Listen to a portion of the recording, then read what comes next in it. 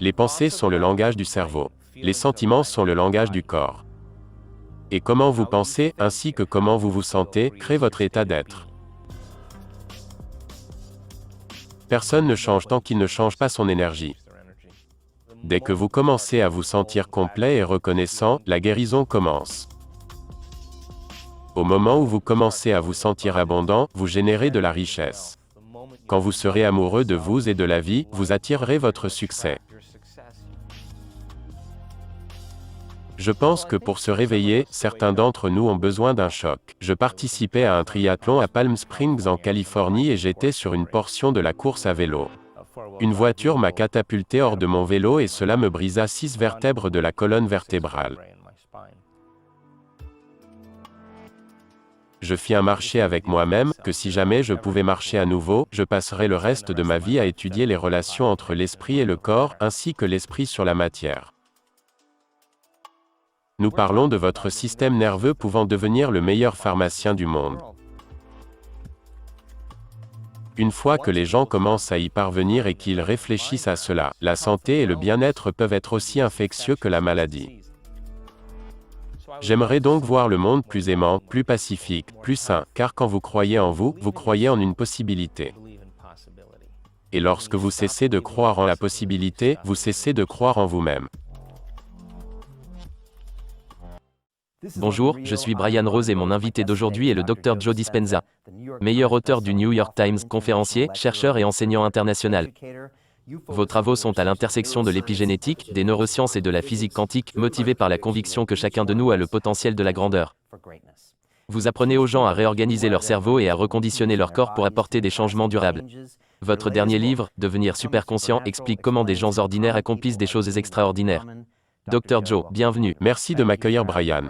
C'est bon de vous avoir ici. Je suis curieux de savoir, quand vous prenez cet avion et que vous atterrissez à Londres, quel est le genre d'ambiance ou de sensation que vous obtenez de cette ville? Les gens d'ici, l'énergie, que ressentez-vous?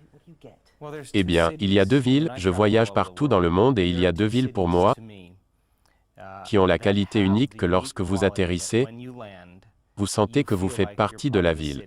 Ce sont New York et Londres car tant de gens viennent d'ailleurs que de Londres ou même du Royaume-Uni, et ils sont immédiatement accueillis et inclus parmi la culture. Donc c'est un super endroit. Il y a une bonne énergie ici. Nous avons fait plusieurs événements à Londres et nous avons reçu des gens de 50 cultures différentes lors de nos événements. Donc beaucoup de diversité et je pense que les gens ont vraiment envie de l'essayer et de l'appliquer. Est-ce que cet endroit a changé au fil du temps? Oui, pour moi. Je venais ici, il y a un peu plus de 20-25 ans et la cuisine est incroyable. Vous pouvez trouver de l'excellente nourriture ici. Mais je pense que ça se passe dans le monde entier. Je pense que les gens se réveillent grâce à l'information et je pense qu'à l'ère de l'information, l'ignorance est un choix. Et tant de gens en recueillant des informations ont plus de pouvoir et font de meilleurs choix pour eux-mêmes. Et non seulement cela se produit au Royaume-Uni, mais aussi partout dans le monde. Avez-vous l'impression que vous avez différents types de questions ou attitudes au Royaume-Uni et en Europe par rapport aux USA ou à l'Asie? Il y avait une distinction plus forte il y a 15 à 20 ans quand vous alliez dans différents pays ou différentes cultures car chaque culture avait son impression environnementale unique. Par exemple, les Allemands lors de nos conférences en Allemagne il y a 25 ans voulaient connaître les 7 fonctions de l'hippocampe du plus important au moins important. Ils étaient très intéressés par la connaissance, la philosophie et l'information. Prenons une culture comme celle des Italiens. Ils se moquent de la connaissance, ils voulaient juste de l'expérience. Et à cause de la mondialisation, parce que l'information relie tant de gens, vous voyez une sorte de diffusion de cette singularité et plus de gens sont plus connectés. Donc, vous voyez les Italiens qui étudient le savoir, vous voyez les Allemands qui veulent l'expérience, et vous voyez les cultures commencer à fusionner. Alors je pense qu'il y a un bon changement qui se produit, grâce à l'information. J'aimerais parler de votre travail au cours des 20 dernières années, je vais parler du livre, mais d'abord j'aimerais vous demander quelque chose à propos d'un événement qui est arrivé en 1986. Et la raison pour laquelle c'est important pour moi, c'est parce que le 20 mai, j'ai fait ma première course Ironman. Un véritable challenge. Je me suis entraîné dur. Mais je n'ai jamais eu cette expérience de courir dans l'eau avec 3000 personnes en vélo, puis de courir. À ce moment-là, je suis excité mais je ne suis pas sûr non plus de ce qui va se passer. Mais je ne pense pas que vous seriez assis ici dans cette chaise aujourd'hui sans être allé pour un triathlon similaire en 1986. Et c'est une partie importante de votre vie. Je me demandais si vous pouviez nous en dire plus sur le sujet. Je pense que pour se réveiller, certains d'entre nous ont besoin d'un choc. Je participais à un triathlon à Palm Springs en Californie et j'étais sur une portion de la course à vélo.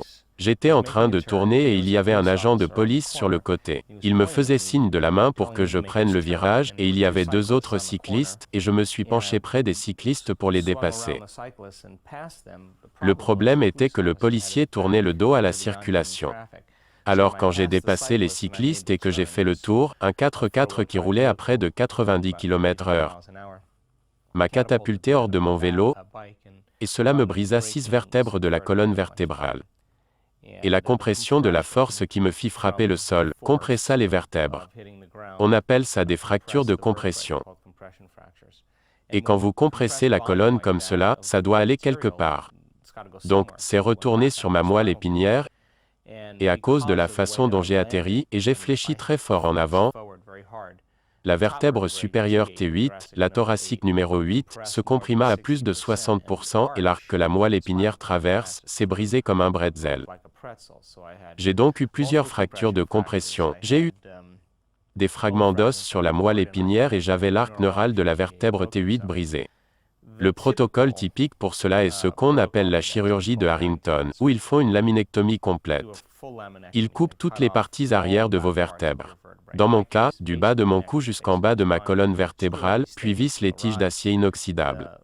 L'action de visser les tiges dans les vertèbres pourrait espacer la colonne vertébrale de la moelle et donc faire de la place. Mais si cela ne fonctionne pas, vous êtes toujours dans le même état. Ils m'ont dit que si je ne me faisais pas opérer, je ne marcherais probablement plus jamais. J'ai eu 4 opinions de 4 des principaux chirurgiens du sud de la Californie. 2 étaient de Scripps et 2 de JFK à Palm Springs. C'est ma ville natale. Alors j'ai décidé de ne pas me faire opérer et je me suis dit que je ne ferais rien, et il y a une intelligence qui vit en chacun de nous qui nous donne la vie. Cette intelligence est conscience, et être conscient, c'est prêter attention. Donc, il y avait peut-être une raison qu'elle fasse attention à moi. Alors j'ai pensé que, je ferais mieux de commencer à prêter attention à elle. Je me suis dit, voyons voir si je peux me connecter à cette intelligence, si je peux m'y connecter et lui donner un modèle, un plan. Et quand j'étais content de ce plan et que j'étais complètement présent, j'abandonnerais ma création à cet esprit plus grand. Car je ne pouvais pas faire la guérison, mais l'intelligence savait comment le faire. Quoi qu'il en soit, ce fut 6 semaines et demie d'enfer absolu. Je n'arrivais pas à ordonner à mon esprit de faire ce que je voulais faire. Je commençais à reconstruire mes vertèbres dans mon esprit. Puis la prochaine chose à laquelle je commencerais à penser serait comment je devrais vivre dans un fauteuil roulant. Devrais-je vendre ma maison? Devrais-je vendre mon cabinet? Et je devins conscient que je me concentrais sur ce que je ne voulais pas qu'il arrive au lieu de ce que je voulais qu'il arrive. Alors je me suis rendu compte que lorsque vous êtes stressé ou avez subi un traumatisme, que les hormones du stress nous poussent à nous concentrer sur le pire des scénarios, c'est la base de la survie. Donc, après 6 semaines et demie, j'ai commencé à maîtriser la situation et cela m'a pris environ 3 heures par jour au cours des 6 premières semaines et demie et je n'étais jamais satisfait. Mais environ 6 semaines et demie après, j'ai eu l'impression d'y arriver enfin. J'allais au travers de tout le processus sans perdre ma concentration. Car si je perdais ma concentration, je devais tout recommencer car ce n'était pas clair, et quand j'ai enfin réussi à suivre ce processus, quelque chose se déclencha. Et tout d'un coup, c'était plus facile à faire. Et mon corps a commencé à répondre à mon esprit, rapidement. La douleur a chuté, ma condition neurologique a changé, j'ai senti que j'avais plus d'énergie. Ce qui me prenait 3 ou 4 heures, me prenait maintenant 45 minutes. Et soudain, mon corps commença à guérir. Je pouvais tenir sur mes pieds. Et 10 semaines et demie plus tard, je reprenais ma vie. Au bout de 12 semaines, je reprenais l'entraînement physique. Et qu'en pensaient les médecins? Les médecins étaient sûrs que je ne marcherais plus jamais. Ils étaient certains que j'avais reçu un coup sur la tête, qui faisait que je n'étais pas apte à prendre de telles décisions. En 1986, personne n'aurait osé faire cela. Qu'est-ce qui vous a fait penser cela? Comment étiez-vous à l'époque? Étiez-vous ouvert à de nouvelles idées? Je pense que j'étais un peu ouvert d'esprit, mais j'étais plus un philosophe, j'aime les principes mais c'est une initiation. C'était risqué. Ça l'était, j'ai pensé. Si je dois vivre en fauteuil roulant, au moins j'aurais fait de mon mieux. Et ils m'ont dit que si je ne me faisais pas opérer, ils devraient me mettre dans un plâtre pendant 6 à 12 mois. Donc, quand je suis retourné voir l'un des médecins, qui était le directeur de l'hôpital Scripps à San Diego, il a été époustouflé et était tellement heureux pour moi. Il était celui qui me donnait le moins de chances de guérison. Et il n'en revenait pas. Donc, pendant ce temps, je fis un marché avec moi-même, que si jamais je pouvais marcher à nouveau, je passerais le reste de ma vie à étudier les relations entre l'esprit et le corps, ainsi que l'esprit sur la matière. Et je fais cela depuis 1986. Merci à ce policier. Merci à lui, oui. Et qu'ont dit les médecins quand vous êtes entré en disant « Regardez, voici ce qui m'est arrivé » ?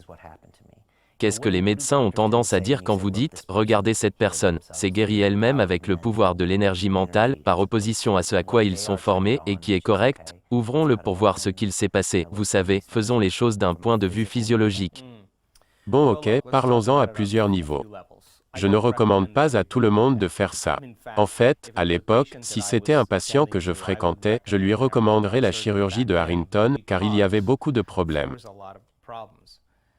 Mais au jour d'aujourd'hui, et c'est un moment dans l'histoire, dans lequel il ne suffit plus de savoir. C'est un moment dans l'histoire pour savoir comment. Donc, les gens qui travaillent au sein de notre communauté et qui se sont guéris du cancer, du diabète, des rhumatoïdes, de l'arthrite, de lupus, de maladies génétiques rares, du syndrome de Hashimoto, d'eczéma, toutes sortes de conditions de santé. Au début, quand les médecins n'ont pas approuvé les choix qu'ils faisaient, et faisaient une sorte de prophétie selon laquelle ils allaient mourir dans un certain laps de temps. Quand ces personnes allèrent dans le bureau du médecin et cela arriva plusieurs fois. Et le médecin leur demanda « Qu'avez-vous fait ?» Le patient explique et en vient à « J'active de nouveaux gènes de façon épigénétique chaque jour et j'ai changé mon état d'être. J'efface les émotions du passé et reconditionne mon corps aux émotions du futur. C'était difficile, mais je suis heureux de l'avoir fait. » Et tous les médecins disent « J'aimerais que tous mes patients soient comme vous. » C'est un changement énorme car les preuves parlent plus fort que les mots. Et je suis très basé sur des preuves. Et nous avons cette nouvelle norme qui prend place.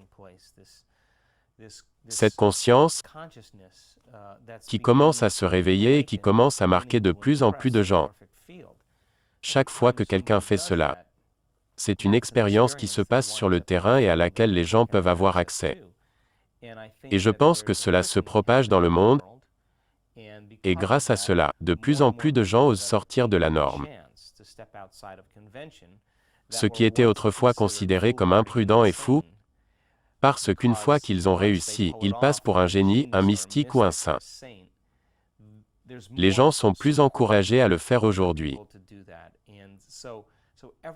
Donc, chaque fois que quelqu'un réussit, il donne aux autres le goût d'en faire autant. Vous devriez voir à quoi ça ressemble, car sur la scène, lors d'une conférence que nous donnons, j'appelle quelqu'un sur scène chez qui on a diagnostiqué un cancer du sein, un cancer du côlon, diagnostiqué avec un cancer œsophagien. Je pourrais continuer la liste, ils se tiennent sur la scène et ils racontent leur histoire. Et ce n'est pas qu'ils ressemblent à une star de cinéma, de grands sportifs. Ils ne sont pas tous musclés, ils ne sont pas tous jeunes, ils ne sont pas tous beaux. Ce sont juste des personnes ordinaires. Et vous entendez l'histoire de comment ils ont fait. Vous entendez parler de leur passé et vous réalisez ce qui a initié la maladie. Un traumatisme émotionnel? Un traumatisme émotionnel, oui, ou deux traumatismes. Et puis comment ils ont dû surmonter les émotions de leur passé. Maintenant, pensez-y. Les dernières recherches en épigénétique indiquent que c'est l'environnement qui influence le gène. Les gènes sont comme les lumières d'un sapin de Noël, ils s'allument et s'éteignent tout le temps. Les gènes font les protéines et les protéines sont responsables de la structure et du fonctionnement de votre corps. L'expression des protéines, c'est l'expression de la vie. Mais si vous interprétez votre environnement de la même manière chaque jour, vous pensez la même chose, ayez les mêmes comportements, vivez les mêmes émotions, vous gardez les mêmes gènes actifs et les autres gènes inactifs. S'ajoutent à cela les hormones du stress, qui régulent les gènes pour créer la maladie. Alors la question est, si l'environnement influence le gène, et que le produit final d'une expérience dans votre environnement s'appelle une émotion. Vous vivrez les mêmes émotions tous les jours, votre corps croit que c'est la même expérience passée qui rejoue encore, et maintenant, vous vous dirigez vers un destin génétique. Alors, pouvez-vous influencer le gène avant que l'environnement ne le fasse? Et la réponse est oui.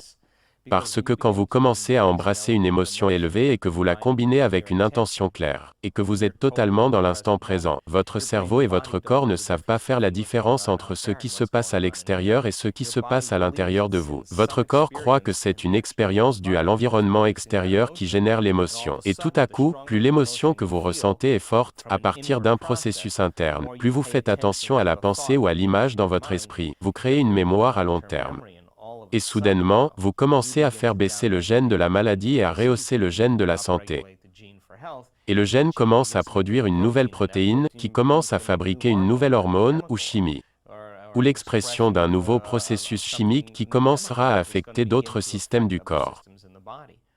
Donc, est-ce ce qui se passe sur scène, quand il y a beaucoup d'énergie dans la pièce? c'est ce qui se passe quand une personne finit par y arriver.